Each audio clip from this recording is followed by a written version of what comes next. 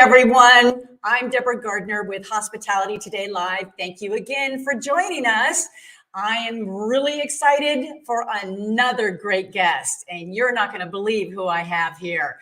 Well, for nearly 40 years, David Peckinpaugh has led a variety of organizations throughout the events industry. He strongly believes in the power of events making meaningful connections.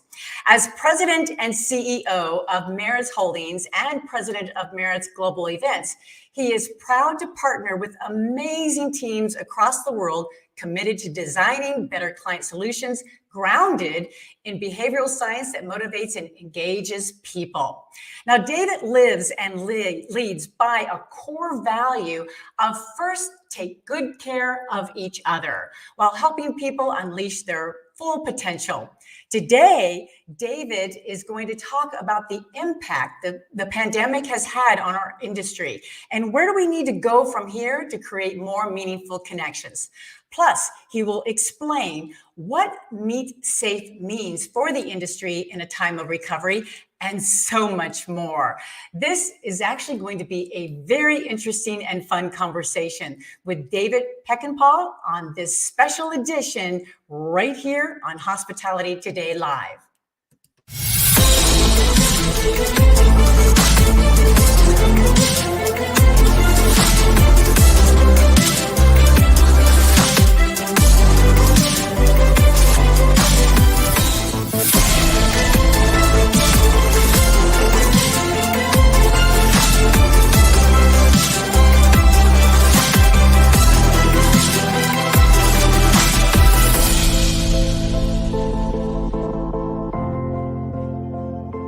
Today's episode and the official title sponsor is Efficient Health Solutions, and your preferred health insurance provider for the insurance company, none other than efficienthealthsolutions.com. Well, hello, David. Thank you so much for joining the show. Thank you. Thank you for having me. We're so delighted to have you. Actually, we wanted to have you on the show last year, but we didn't get that lucky draw. But we'll see after this is done. You might have gotten lucky after all. We'll have a lot of fun, no doubt. Yes, we will. But I'm so excited for you to be here on a number of occasions. First of all, happy GMID Day. We know that you, again, have been in the industry for such a long time that this is not your first rodeo, that's for sure. You have been involved with several ups and downs in this industry. And yet, I'm just curious, though, why weren't we ready?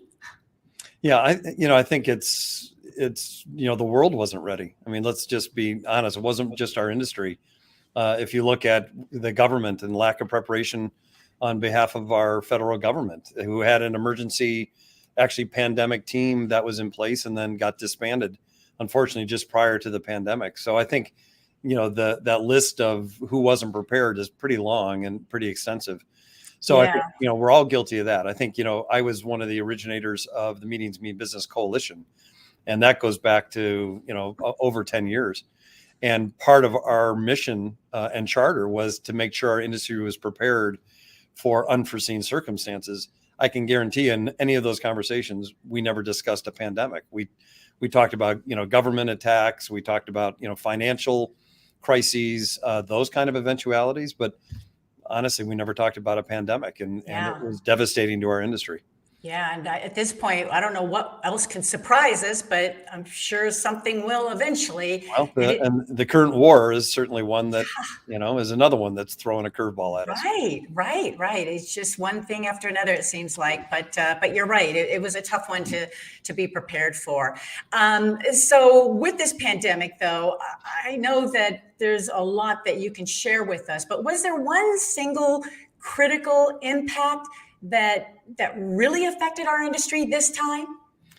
I think what is front and center for me, and I was at an event last week and actually asked one of the CEOs of a major hotel company this question. To me, I think the major impact has been on people and talent. That's, people ask that question, what keeps you up at night? For me, that's the issue. Obviously, it had a devastating impact on the individuals in the hospitality industry.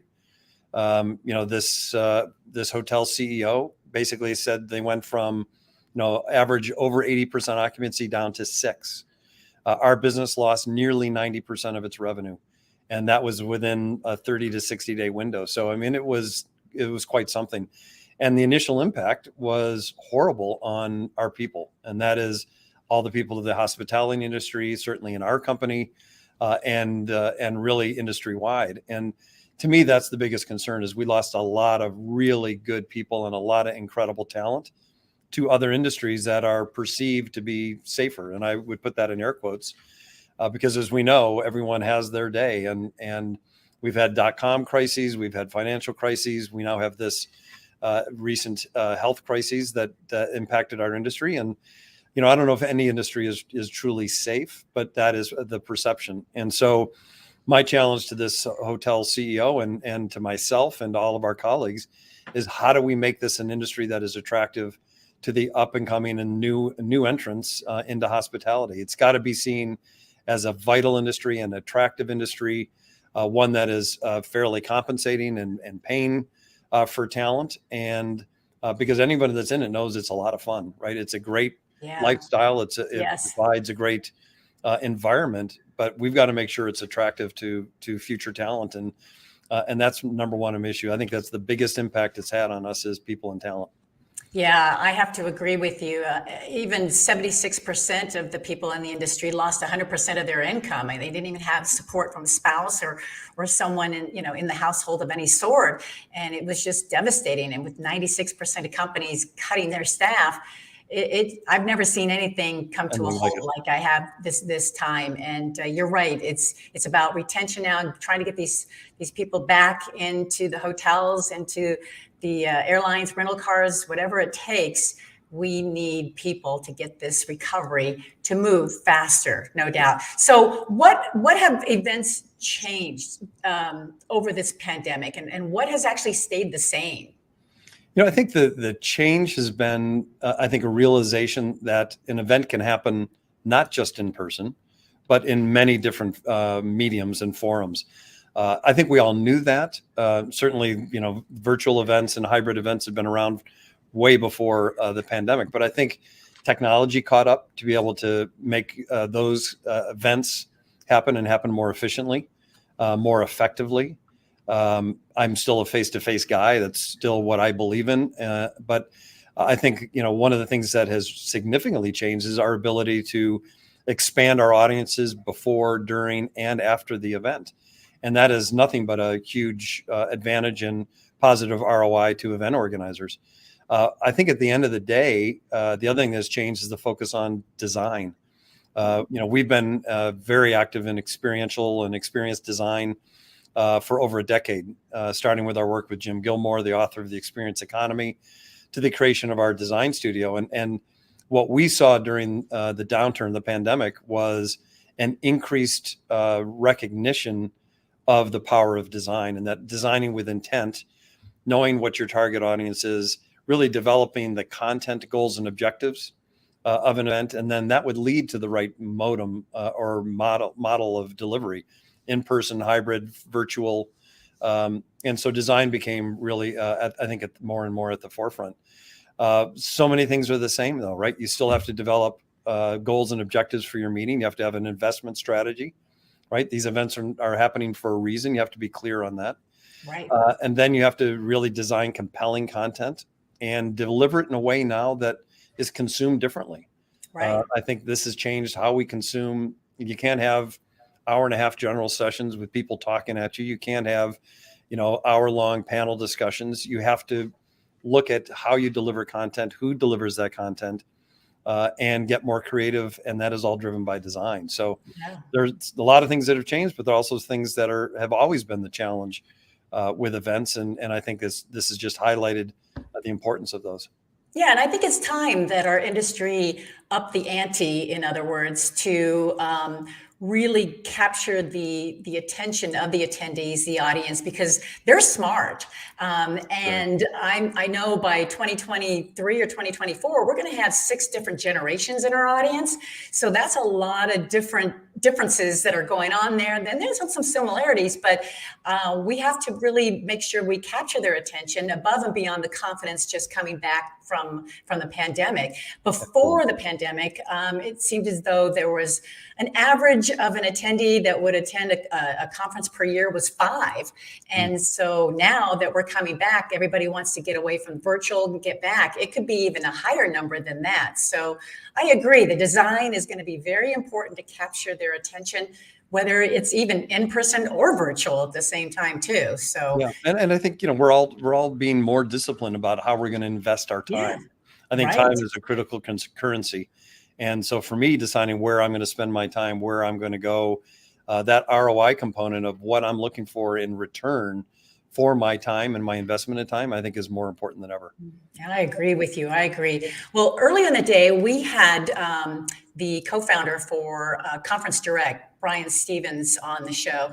And I want to quote from Dr. Michael Ryan with The WHO for you as well, because I'd like to have your input on this. Dr. Ryan with The WHO said, all countries need to review their strategies now. What worked yesterday won't work today. So I'm just curious, what is Maritz doing differently today? One of the things we did, and I'm not going to use the P word because we've really used the A word, which is adapt and adaptability. And to me, that's been the key for us is, today we're spending some time talking about the impact of the pandemic, but in my mind, that's now history. We have to learn from it, but we really have to be focused on what's going to happen in the future. So no more rear view mirror, looking out the front windshield for that old analogy. And I think that's critically important. So one of the things we did is we created our Meetwell program, and it is 15 different components of safety that can adjust according to what is changing in the marketplace. And it's Plan Well, Meet Well. I blew the title, sorry. But that's something we did in the spring of 2020. And so what we did is develop that framework that can then be adapted based on changing conditions, whether it's the CDC, the World Health Organization, local, state, federal changes in policy. It can be adapted to that. I think the whole thing, it comes down to guest sentiment. And how do you make guests have the sense and the perception of safety and wellness as opposed to what may be the actual reality. And I think that's driven travel behavior and meeting behavior for decades, is perception, right? We've had illnesses and other issues going around for many, many years. We've all made that risk reward decision of, okay, that's a possibility, but I know the reward is greater than the risk. So to me, that's the goal at the end of the day, is to give anyone that's going to be a guest or an attendee that feeling of confidence, that perception of safety, by taking all the right steps and addressing everything to the best of our ability. There's no 100% guarantee of safety in anything we do in life. No one can expect that in the meetings and hospitality industry. So it's risk reward. And so we have to make sure the reward is much greater than the risk. Right. Good point. Very good point. Because, you talk about, meet safe, and that's GMID's theme, which comes from meetings mean business. Right. And yet one of the biggest threats in the meetings industry is the safety and security of those that we do serve. And it's not just about active shooters. It's not about hurricanes. It's not even about drones. Today, it's a matter of, if it used to be if something would happen, but now it's more like, when is it going to happen? Meaning something could easily happen at these conventions and stuff like that. But when we talk about meet safe, though, especially for a time of our industry trying to recover, what does that mean for the whole hospitality industry? Yeah, I think you've got to look across the whole supply chain. And for me, first and foremost, of the airlines, I think they have somewhat gotten lost in the shuffle in this discussion. But unless we have people that are feeling confident about getting on airplanes and traveling, that is a critical component of the life cycle of an event. And I think the airlines have stepped up and done a phenomenal job of dealing with safety issues and cleanliness issues on their aircraft. So I think that's first and foremost. Look at the hotel community and what they have done. Every single hotel chain has really put their own stamp on this issue. I feel more comfortable traveling now on an airplane and staying in a hotel than I ever have. And I think it's because of those new standards and new practices and policies that have been established.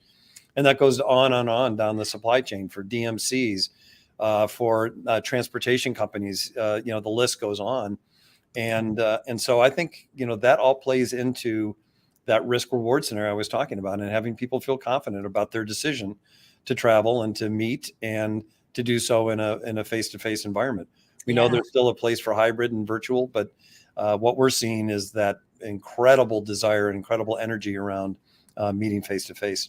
Yeah, and there's nothing like face-to-face. There really isn't at all. So I know you're just as anxious as everybody else to get out there, no doubt.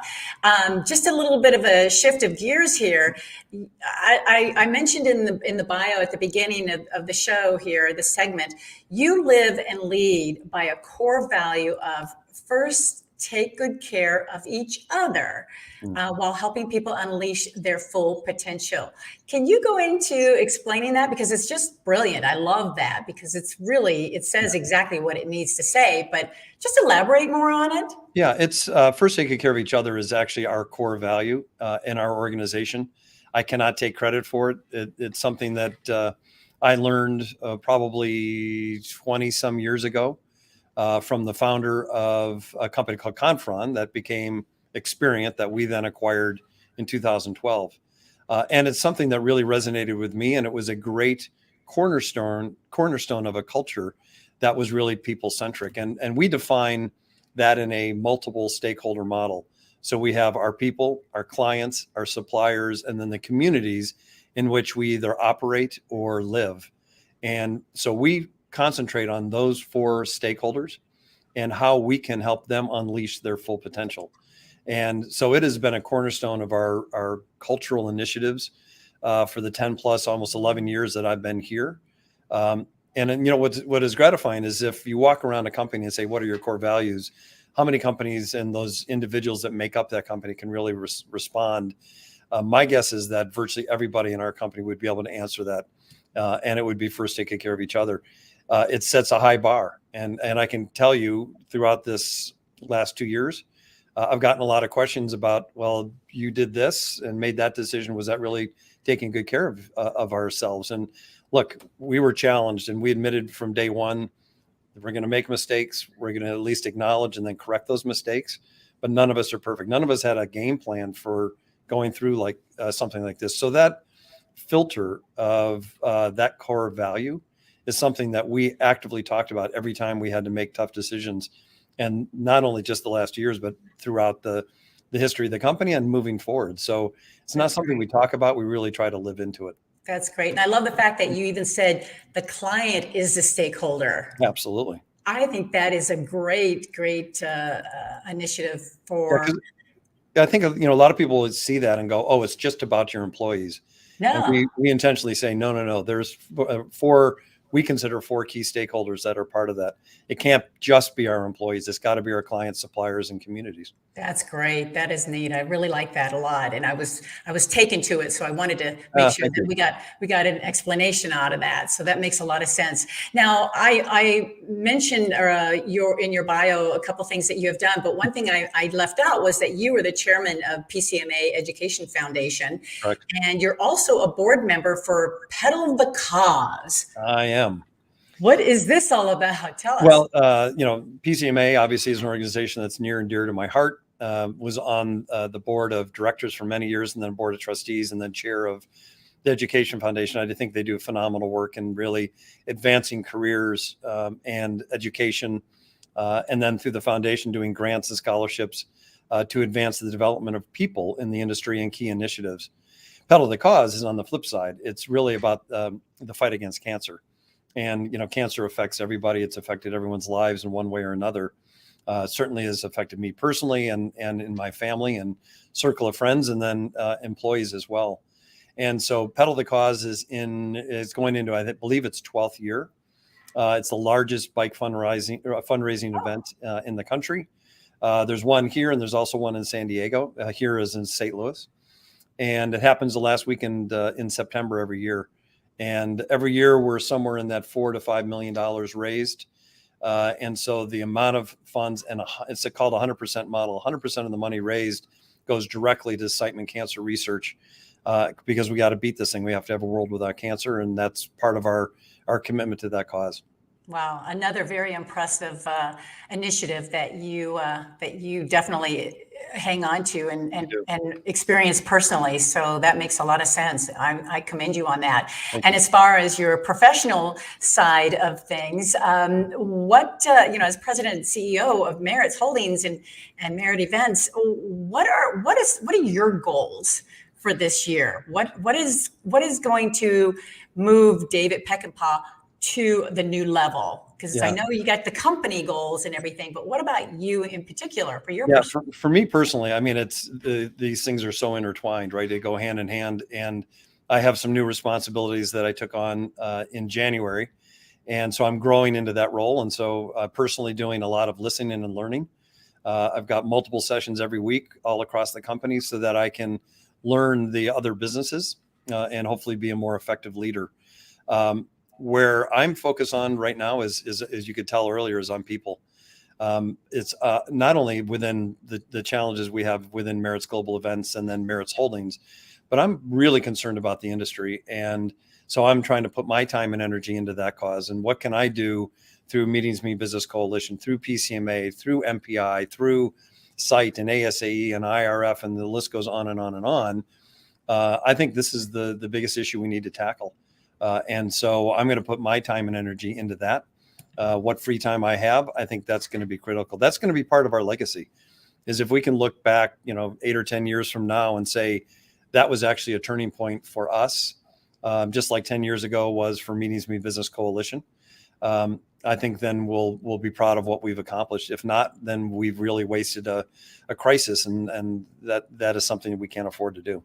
Yeah, well, the Meetings Me Business Coalition, as an ambassador for MMB, I cannot thank you and those that have actually put this into progress, because it was such a need. And I believe it has made a difference in helping our hospitality profession stand out among other organizations and companies that we're larger than.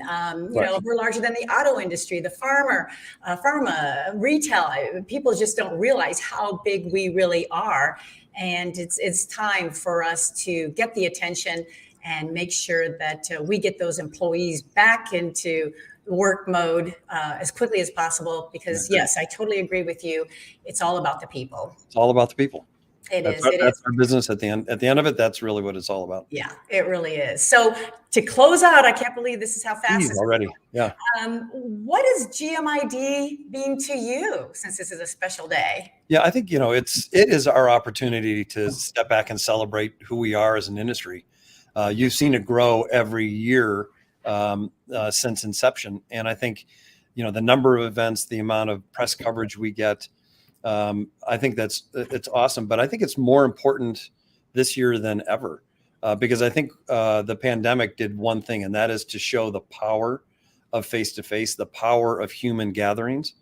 And I think people get it because they've missed it. They've missed travel. There's such pent-up demand right now for travel. And I think that plays really well into our industry. So this is a unique opportunity for us to take advantage of that, highlight it, anchor it in people's emotions, because that's really, at the end of the day, what it really, and where it resides, is people's desire and where their heart is. And they know that's how they connect, how they learn, how they grow, and how they evolve. So GMID is the perfect day to do that and celebrate our industry. Yep. And of course, when everybody wears blue, you are advocating for GMID. So good job on wearing the blue. Yeah, thank you very much. Should have been a Smurf today, but probably would not have played well. Well, this has been a great conversation. Thank you so much for sharing your wisdom and having the time with us to help celebrate GMID. I know a lot of people, the viewers in particular, will want to carry on this conversation with you. And so we wanted to put your email and the website there. Is there any other way that people can connect with you? Email is great. LinkedIn is great. Obviously, Twitter is also excellent way. I connect with people in all different ways, and more than happy to do so. If I can lend any advice or any guidance, it's really important. I'm at this stage in my career where it's as much about giving back as anything else, and Awesome. and I think that's what we're all in this for, right? It's about that's what this growing, show's all about. people. Yep.